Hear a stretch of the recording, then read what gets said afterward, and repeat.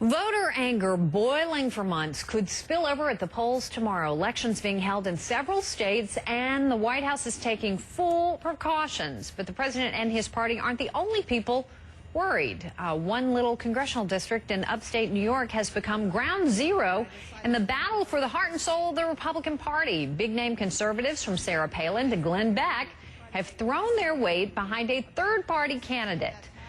Essentially chasing the Republican nominee out of the race here. Now, the contest seen as a test of strength for the conservative grassroots Tea Party movement. And with me now to talk about this, CNN political contributor and Republican strategist Ed Rollins, Republican Congressman John Shadegg of Arizona with us also, and CNN political senior political correspondent Candy Crowley joining us as well.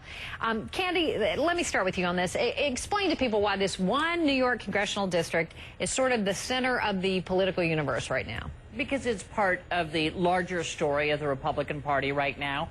What is the Republican Party? What do they stand for? Who's a Republican? Who's not a Republican? And it is a huge battle between the more conservative parts of the party, the purists, or at least the more pure, and the moderates, the pragmatists, saying we've got to expand, we have to make the tent bigger. And then you have those that have really moved into this race up in New York that have said you cannot win elections by being Democrats light. You know, we need to be Ronald Reagan conservatives, and they felt that this contestant in upstate New York was not in fact a pure conservative, and they, as you say, rightly chased her out of the race. So it's just a reflection of a larger story that we will see play out, I think, for a couple, 2-3 years. So, Congressman, I mean, what compelled you here, an Arizona Republican, to endorse the third-party candidate in New York? I mean, explain to us, is Candy right? The stakes are really that high for you? Candy is right, except I'd go a little bit further than she did. Quite frankly, this is emblematic of the fight going on within the Republican Party, but more importantly than that, it's where Americans are right now. Quite frankly, I think Americans are unhappy with politicians of every stripe, whether they're Republican, Democrat, or Independent.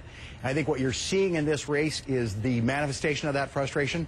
But let me just challenge you a little bit, Congressman, because this is a local congressional race, and Americans may feel that way, but the New York Republican Party certainly seem to be comfortable with their candidate. I mean, what's your business to tell New York Republicans? Were they? I mean, Hoffman pulled ahead of the Republican candidate before she pulled out. So I think in fact it shows that rank-and-file Republicans or rank-and-file New Yorkers in this congressional district were not happy that a select few Republicans picked a candidate who, quite frankly, I don't think was even a moderate Republican. She was to the left of the Democrat, and she was not just to the left of the Democrat on some social issues, as some people are saying. She was the left of the Democrat on a wide array of issues, from card check to the stimulus bill. And I think it is emblematic of the rank-and-file Americans saying, hey, what are these politicians doing not listening to us? And I think that's why it's important in the health care debate that's going to come up later this week. Let me get your take on something. I want you to listen to this. This is a clip from David Plouffe, who was one of President Obama's top advisors during the campaign. And here he was on Meet the Press this weekend.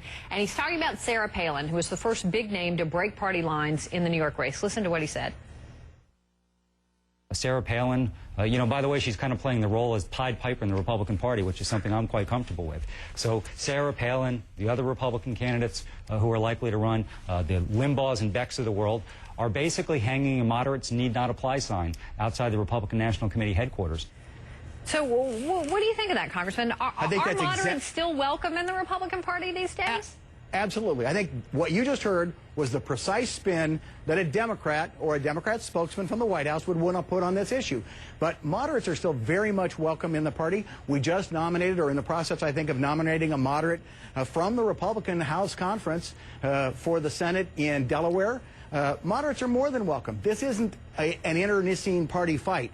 And anybody who just thinks it is and wants to make the story about Sarah Palin is missing the real issue here. The story here is Americans are upset with politicians who are out of touch. Okay, let me bring Ed Rollins in on this. Newt Gingrich is one among a large number of Republicans who do think that this party needs a bigger tent and that moderates are being shut out to a certain extent. Do you agree with that? Well, first of all, Newt can do whatever he wants to do. He was a former speaker and obviously has his own integrity. The bottom line here is this is a special election. And in a special election, you can go in and you can change the dynamics. And conservatives were not happy with the choice. The bosses picked this woman to be the nominee. It wasn't a primary, the bosses, the 8 county chairmen. She was too liberal as far as they were concerned. This is a grassroots movement across this country that basically doesn't want someone else at the White House could say we have bipartisan support because we have Olympia Snow, or we have bipartisan support because we have one congresswoman from New York. I think at this point in time, conservatives are redefining themselves as a fiscally conservative party. I've been through this so many times. I was with Ronald Reagan when he challenged Ford. Ford was the moderate. Obviously, that was hearsay to challenge an incumbent president. George, but are the Tea Party movement, or that wing of the party, however you want to define it right now, are they drowning out other voices within the Republican Party who are fighting to be heard? There will be plenty of moderates who will run and get elected in the course of the coming years. Certain districts want conservatives. This is a safe Republican district, has been historically a safe Republican district. And I think to Congressman's point, she went from 35% in the beginning of October, endorsed by everybody, the NRCC, the National Committee, Michael Steele, Newt Gingrich, to 6%. Sarah Palin obviously was the first big name to go in there and alter the dynamics, but it gave permission for a whole lot of other people to say, hey, let's look at the records. Do you want a conservative? Do you want a moderate? And in this particular case, she chose not to battle it out. But let me go, Congressman, just to the bigger picture issue here, which is, as you well know, I mean, you just said this, for the Republican Party to survive and thrive, you've got to bring in more people, more diversity, more minorities. Do you risk, when this story plays out in the way that it does, where it seems like you're shutting out a more moderate candidate, do you risk alienating the people that the party needs for the future to grow? I don't think so. I think Ed just said it right. There will be moderates that will get elected in moderate districts. There will be conservatives get elected in conservative districts. What is happening here is people are saying we do not want to be told what we're to do or who we're to accept. This is grassroots politics. I think it's really proof of something that's been happening in America for quite some time. If you hold yourself out as a politician and you say one thing and do something different, the public's going to hold you accountable. Republicans said in 1994 they were going to govern to the right. They didn't stick with that. They got thrown out. Barack Obama said he was going to change Washington. He's very much in the process of not changing the kind of corrupt things, the power of government, the openness, for example, he said he would have, but he is bringing about a lot of change the American people didn't expect. I just want to go to Candy. All right, I want to go to Candy on one other issue, which is the other 2 races that we are looking closely at, governors in New Jersey and Virginia. These are both blue states that very well could go to Republicans tomorrow. A lot of people talking about whether or not this may be a referendum on the president at this stage. What do you think? I think a referendum on the president is stating it too strongly.